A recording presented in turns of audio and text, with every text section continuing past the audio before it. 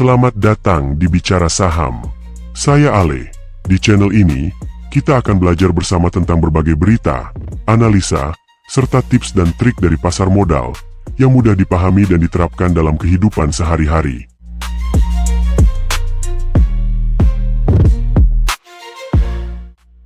Sobat investor, kalian pasti sudah tidak asing lagi dengan komoditas yang satu ini, batu bara. Tapi, apa jadinya kalau batu bara bukan hanya untuk diekspor sebagai bahan mentah?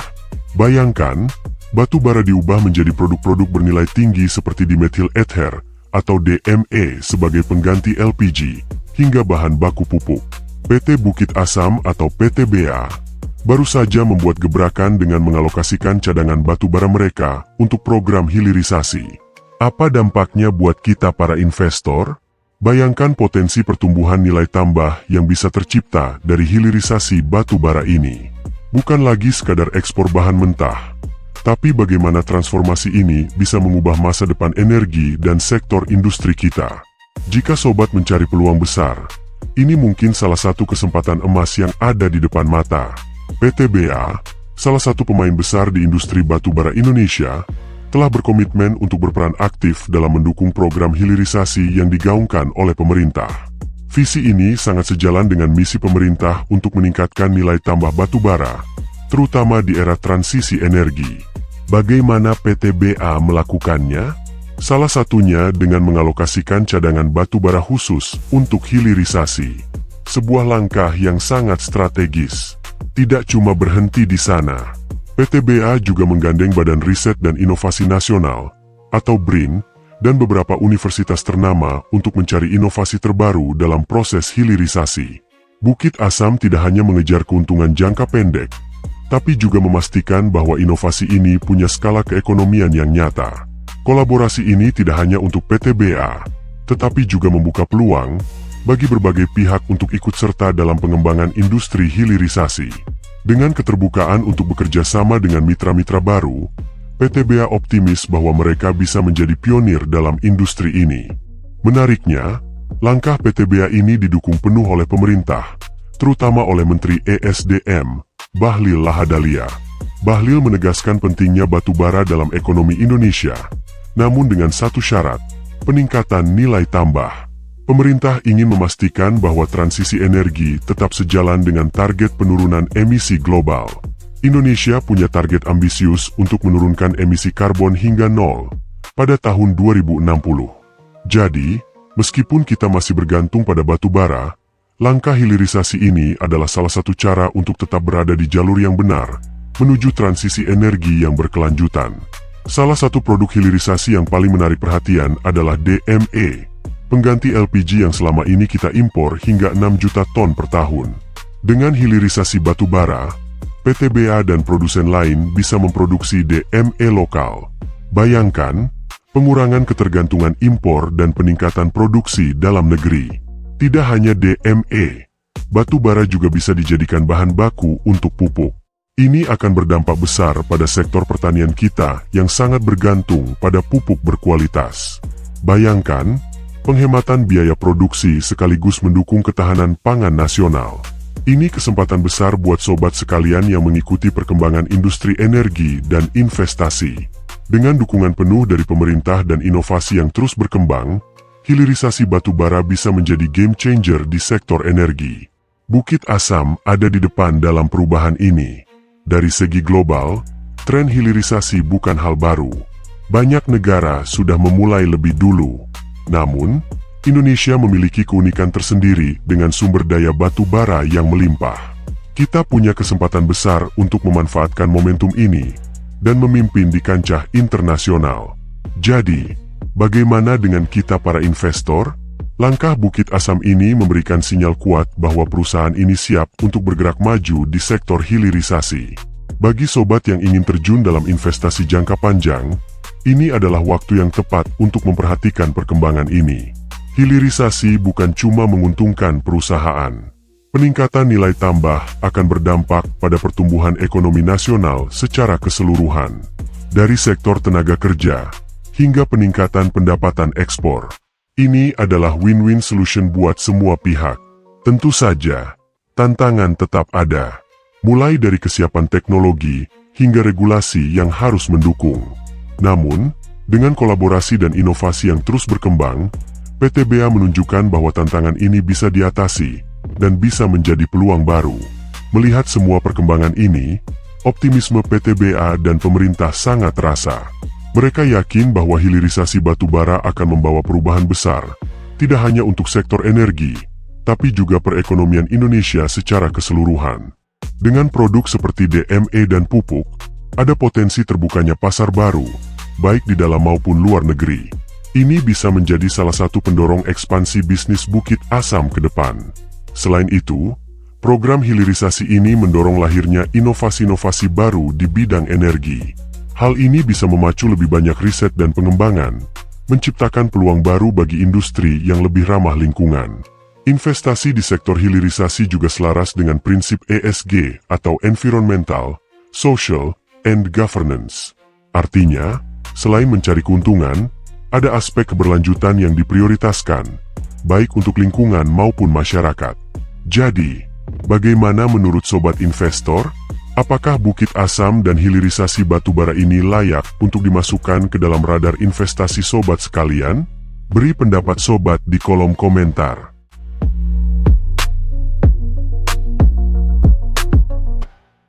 Lalu, bagaimana kondisi fundamental dari PT Bukit Asam saat ini? Ayo kita review. Jangan lupa like, subscribe, dan share video ini, agar kalian gak ketinggalan update terbaru seputar dunia saham lainnya.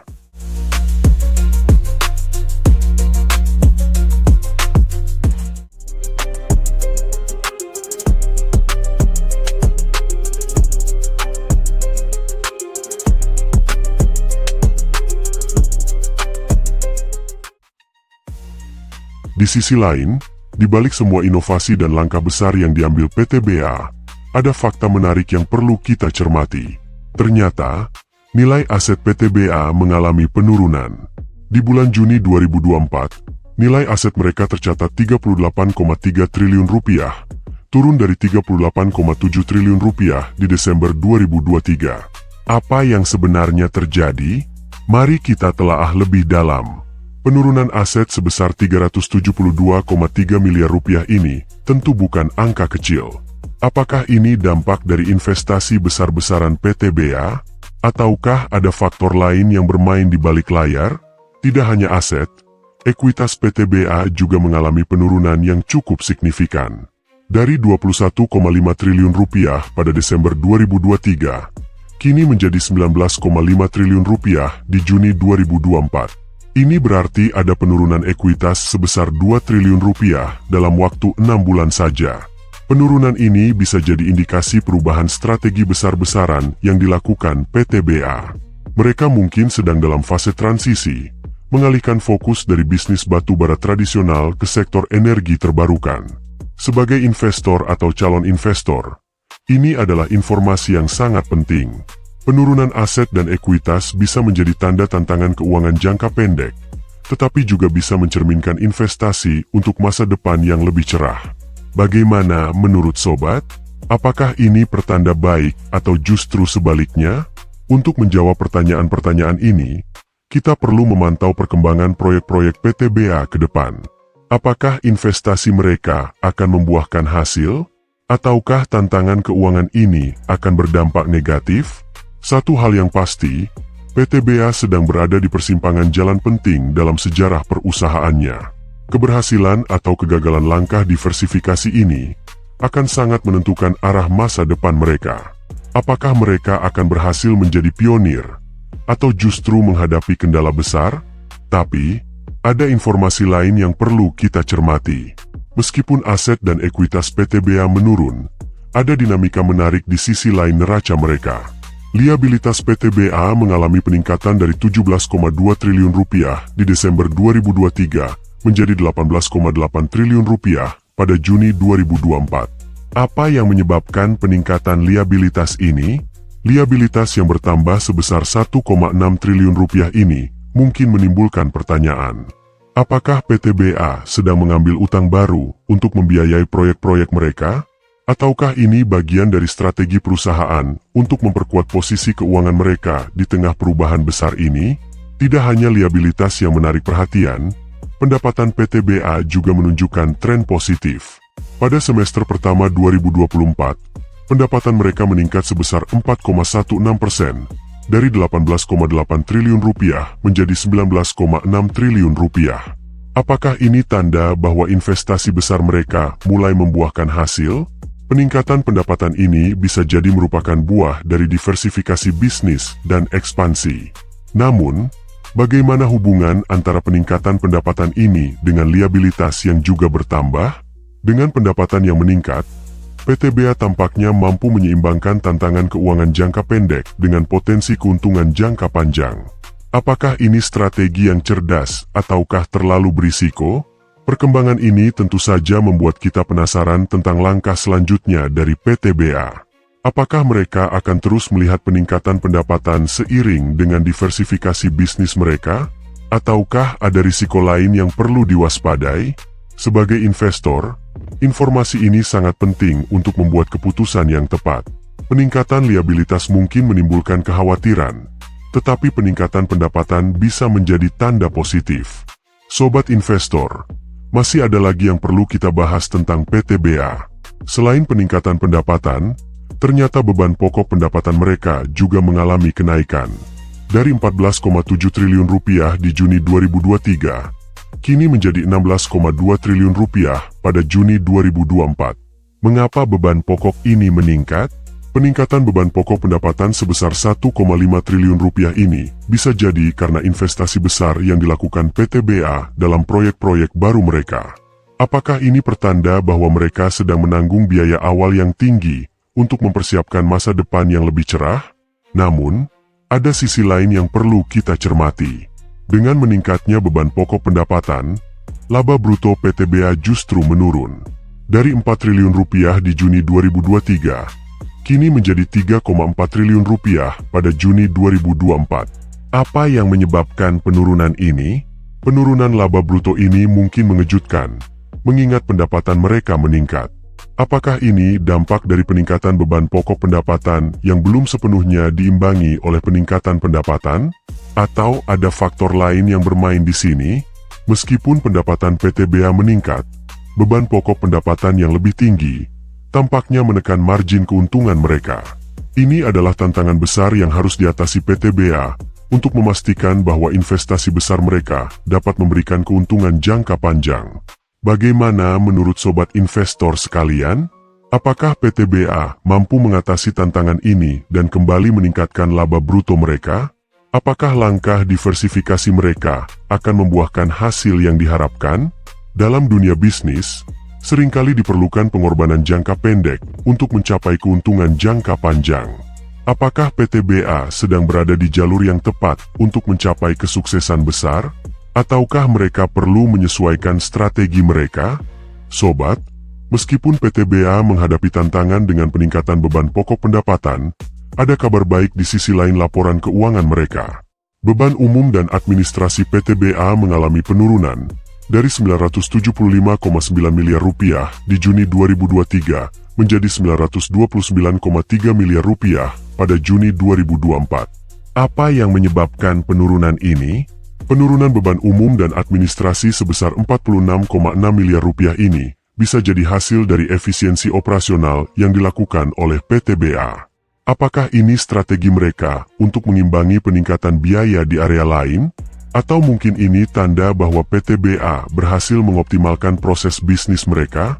Tidak hanya itu, pajak penghasilan PTBA juga menunjukkan penurunan. Dari 756,3 miliar rupiah di Juni 2023, kini menjadi 650 miliar rupiah pada Juni 2024. Penurunan ini tentu saja menarik untuk disimak lebih lanjut.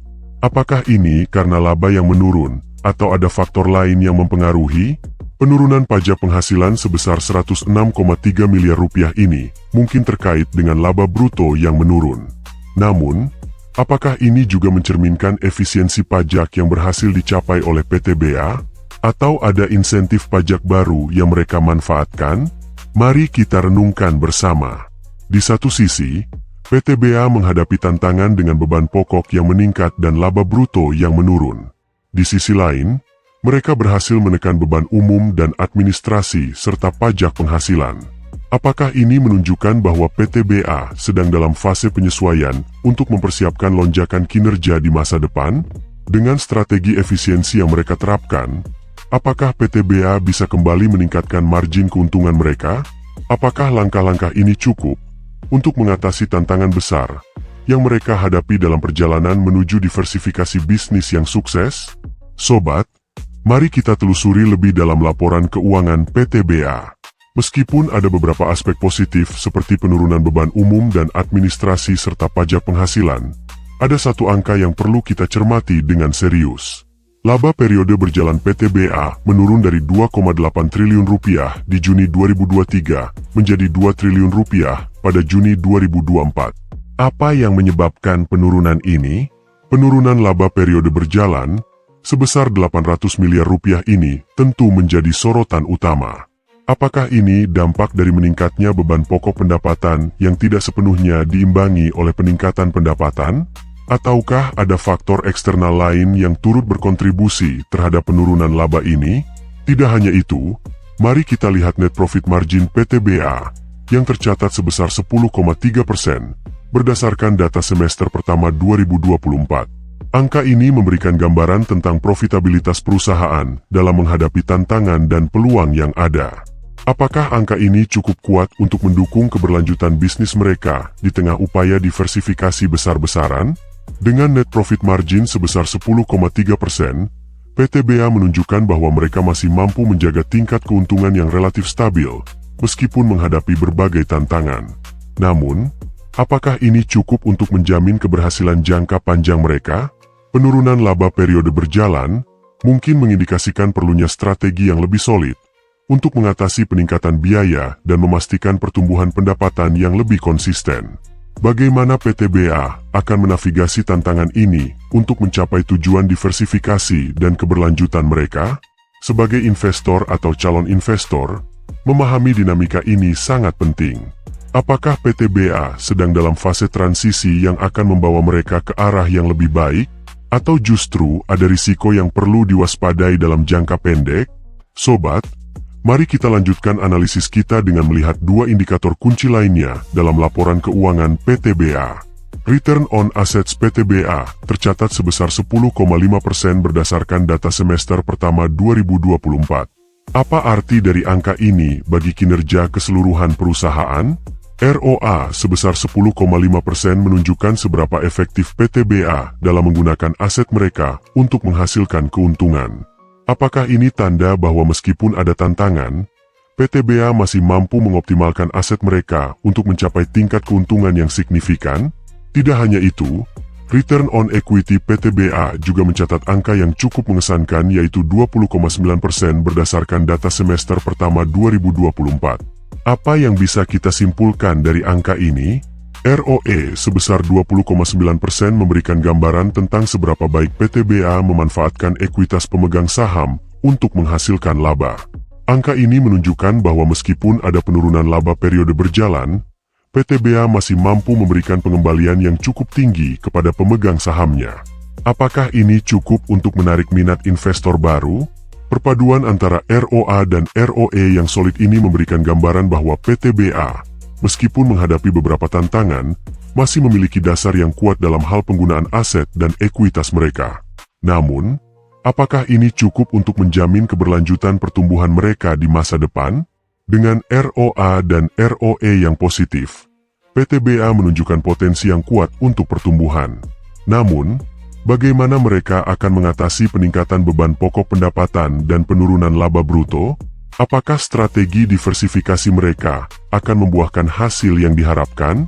Sobat, untuk melengkapi analisis kita, mari kita lihat dua indikator keuangan penting lainnya dari PTBA. Debt to equity ratio mereka saat ini berada di angka 97,2%. Apa arti dari angka ini bagi stabilitas keuangan PTBA? DER sebesar 97,2% menunjukkan bahwa PTBA memiliki hampir 1 kali lipat jumlah utang dibandingkan ekuitas mereka. Angka ini bisa mengindikasikan bahwa PTBA sedang memanfaatkan utang untuk mendanai berbagai proyek dan inisiatif baru. Namun, apakah tingkat utang yang tinggi ini menjadi risiko bagi perusahaan di tengah situasi ekonomi yang fluktuatif? Sementara itu, mari kita lihat current ratio PTBA yang berada di angka 115,3%. Current ratio adalah indikator yang menunjukkan kemampuan perusahaan untuk memenuhi kewajiban jangka pendeknya dengan aset lancar yang dimiliki. Apa yang bisa kita simpulkan dari angka ini? Current ratio sebesar 115,3% mengindikasikan bahwa PTBA memiliki aset lancar yang cukup untuk menutupi kewajiban jangka pendek mereka. Ini menunjukkan bahwa, meskipun memiliki tingkat utang yang tinggi, PTBA masih memiliki likuiditas yang cukup untuk menjaga operasi harian dan memenuhi kewajiban finansial mereka. Namun, apakah ini cukup untuk memastikan stabilitas jangka panjang? Bagaimana PTBA akan menyeimbangkan antara memanfaatkan utang untuk pertumbuhan dan menjaga likuiditas yang sehat?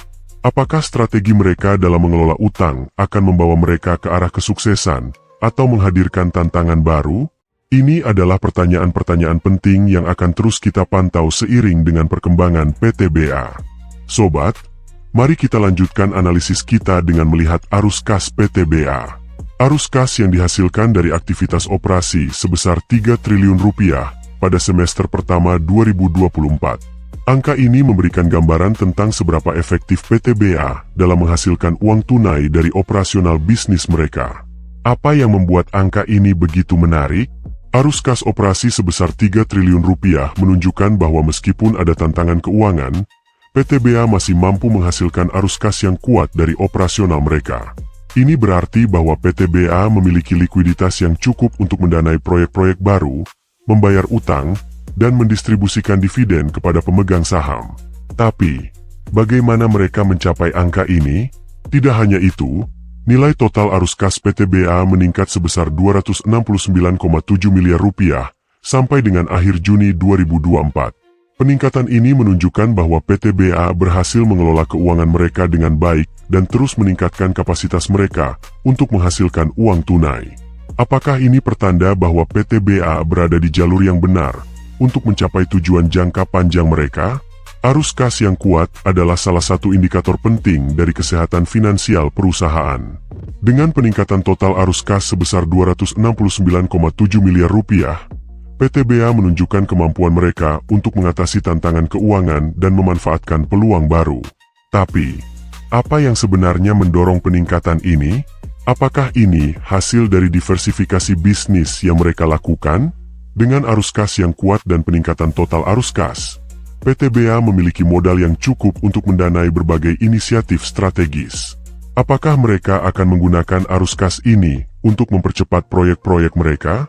Mari kita tunggu dan lihat bagaimana PTBA akan mengalokasikan arus kas yang mereka hasilkan. Apakah mereka akan fokus pada diversifikasi bisnis, atau mungkin ada rencana ekspansi besar yang akan mereka ungkapkan? Sobat, mari kita telusuri lebih dalam mengenai penggunaan arus kas PTBA. Pada semester pertama 2024, PTBA menggunakan kas sebesar 517,9 miliar rupiah untuk aktivitas investasi. Apa yang membuat angka ini begitu menarik dan bagaimana pengaruhnya terhadap masa depan perusahaan? Penggunaan kas untuk aktivitas investasi sebesar 517,9 miliar rupiah menunjukkan bahwa PTBA terus berkomitmen untuk memperluas dan memperkuat portofolio investasinya. Investasi ini bisa mencakup berbagai proyek strategis seperti pengembangan teknologi baru, eksplorasi tambang, dan diversifikasi ke sektor energi terbarukan. Namun, apakah investasi ini akan memberikan hasil yang diharapkan? Tidak hanya itu, PTBA juga menggunakan kas senilai 2,2 triliun rupiah untuk aktivitas pendanaan. Angka ini mencakup pembayaran utang dan distribusi dividen kepada pemegang saham. Bagaimana strategi pendanaan ini mempengaruhi stabilitas keuangan jangka panjang PTBA? Penggunaan kas untuk aktivitas pendanaan sebesar 2,2 triliun rupiah menunjukkan bahwa PTBA berfokus pada pengelolaan utang dan memberikan nilai kepada pemegang sahamnya. Pembayaran utang membantu menurunkan beban bunga, sementara distribusi dividen bisa meningkatkan nilai saham. Tapi, Apakah ini akan cukup untuk menjaga kepercayaan investor di tengah tantangan ekonomi global? Kas yang digunakan untuk investasi dan pendanaan mencerminkan strategi PTBA dalam mengelola arus kas mereka. Bagaimana PTBA akan menyeimbangkan antara investasi untuk pertumbuhan dan pendanaan untuk stabilitas? Apakah strategi ini akan membawa mereka ke jalur kesuksesan? Pertanyaan-pertanyaan ini sangat penting untuk dijawab, terutama bagi para investor dan pemegang saham PTBA. Kami akan terus memantau bagaimana PTBA mengelola arus kas mereka dan memberikan analisis tentang dampak dari setiap keputusan strategis yang mereka buat. Pastikan sobat tetap mengikuti channel ini untuk mendapatkan update terbaru dan analisis terperinci tentang perkembangan PTBA dan strategi bisnis mereka. Informasi yang tepat bisa membantu sobat dalam membuat keputusan investasi yang cerdas. Sobat, sampai di sini video kita kali ini. Bagaimana?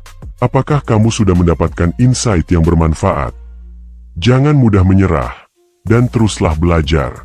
Jika sobat memiliki pertanyaan atau ingin request topik pembahasan selanjutnya, silahkan tinggalkan komentar di bawah. Jangan lupa like, share, dan subscribe channel ini untuk mendapatkan lebih banyak konten edukasi pasar modal yang bermanfaat. Terima kasih sudah menonton, dan sampai jumpa.